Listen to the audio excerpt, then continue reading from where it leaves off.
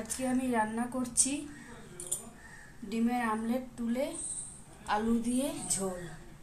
এই যে এখানে নিয়েছি আদা আর রসুন, আর এখানে আছে টমেটো, পেঁয়াজ কুচি ছোট ছোট করে কেটে রেখেছি। ডিমের আমলেট যখন বানাবো তখন পেঁয়াজগুলো দিয়ে দেবো।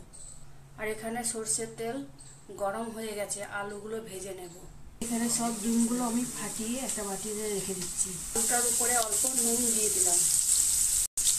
দেখুন ডিমটা আমার ফাটিয়ে রাখা হয়েছে। এবার নুন দিয়ে দিচ্ছি, অল্প হলুদ দিয়ে দেব, একটা গোটা পেঁয়াজ কুচিয়ে রেখেছিলাম দিয়ে দিলাম।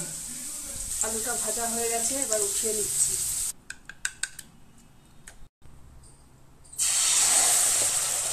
এবার সব মিক্সিতে পেস্ট করে নিচ্ছি। ডিমের আমলেট হয়ে গেছে। এবার আমি কড়াইয়ে তেল দিয়ে মশলাটাকে ভেজে নেব। অল্প পাঁচ ফোড়ন দিয়ে দিলাম, তারপরে পেঁয়াজটা দিয়ে দেব। আদা রসুন কাঁচা লঙ্কা টমেটো আর কাঁচা পেঁয়াজ বাটা সাথে হলুদ দিয়ে দিচ্ছি।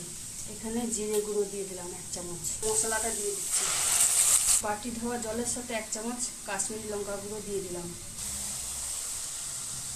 ভাজা হয়ে গেছে, এবার আলুগুলো দিয়ে দিচ্ছি। অল্প আর একটু নেড়ে জল ঢেলে দেবো।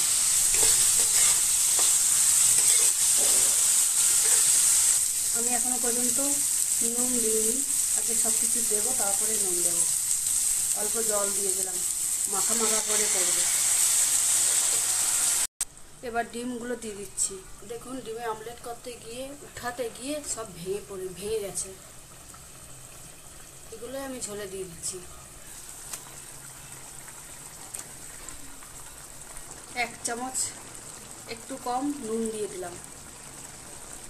হয়ে গেছে। উপর থেকে আমি ধনেপাতা ছড়িয়ে এবার নামিয়ে দেব। আর একটু গরম মশলা দিতে ভুলে গেছি, দিয়ে দিলাম। অল্প একটু চিনি দিয়ে দিচ্ছি। ডিমের অমলেট তুলে আলু দিয়ে ঝোল মাখা মাখা করে বানালাম। এটা আপনি রুটির সাথেও খেতে পারেন, ভাতের সাথেও খেতে পারেন, আবার লুচির সাথেও খেতে পারেন।